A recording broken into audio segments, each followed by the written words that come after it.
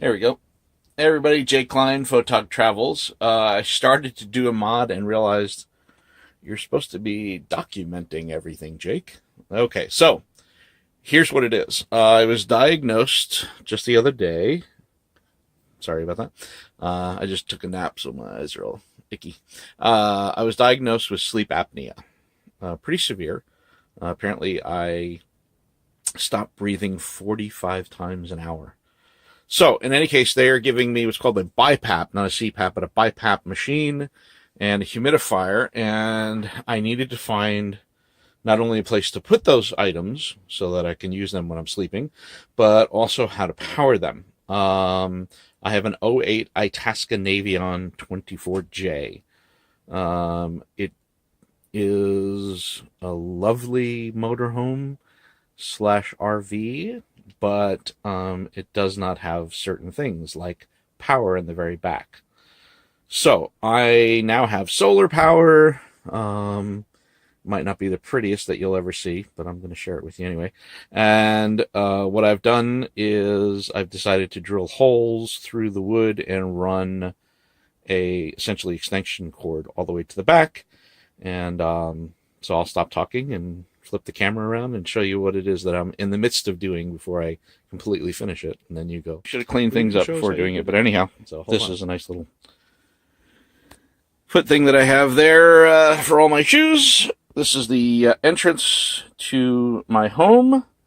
And excuse the mess, but I am in the middle of doing like 10 projects at once. So this is my inverter. It is a 2000 watt inverter. It is hooked up to my solar controller. As you can see, my monitor. And then I have 400 watts up on top of the roof. And I have 3 AGM VMAX batteries. 2 are underneath there. That one, because it's sealed, I can have it inside. So I put that one there.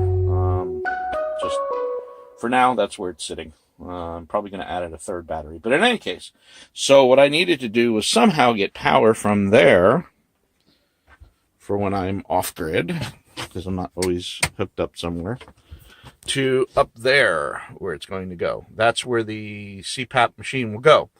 So I kind of thought about it for a while. So eventually I came up with the idea of buying a cheap brand new extension cord, which is the orange one. So this will go and it'll plug in there.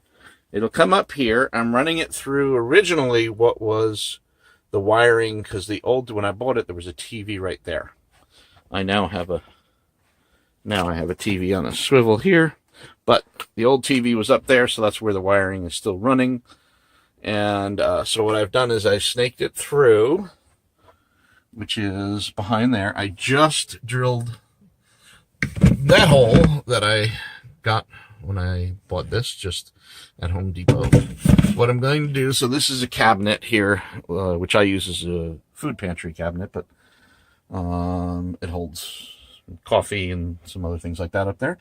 So that's coming through. What I did was I cut the wires ahead of time and wrapped them, and then I will resplice them to the end once it's all the way through. So now I'm going to cut through here, which goes behind my convection oven. Now, I could pull the oven out and then snake it through, but what I did was I bought this 99-cent dowel. So what I will do with the dowel is I will tape the end of this to that and snake it through to the closet, where I will then be able to grab it, and then I'm going to come behind the closet right about there, drill a hole there to receive it, and then on this side of the closet, drill a hole.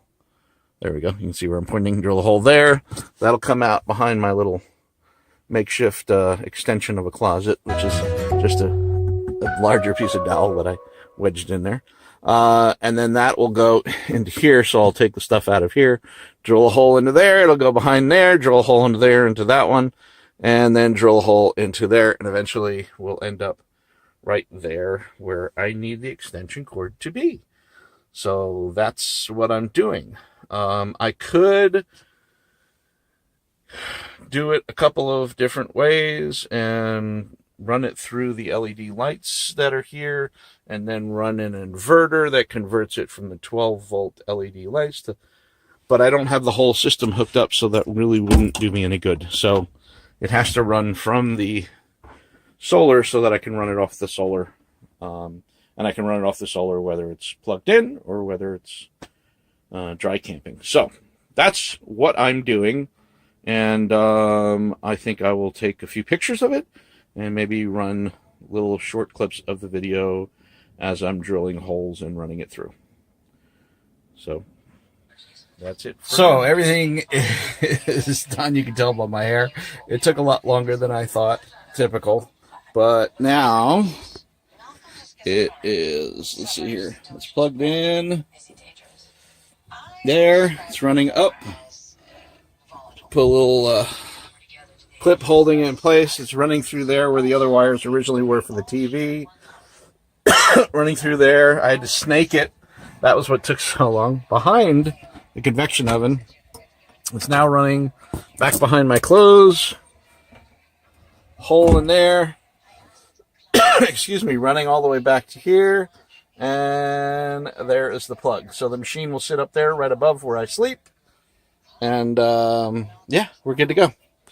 So Jay Klein, Photog Travels, another RV hack, I guess you would say, for my Cpap or BPAP machine. And next video I do will show me installing the machine, using it, and hopefully starting to get some good night's sleep.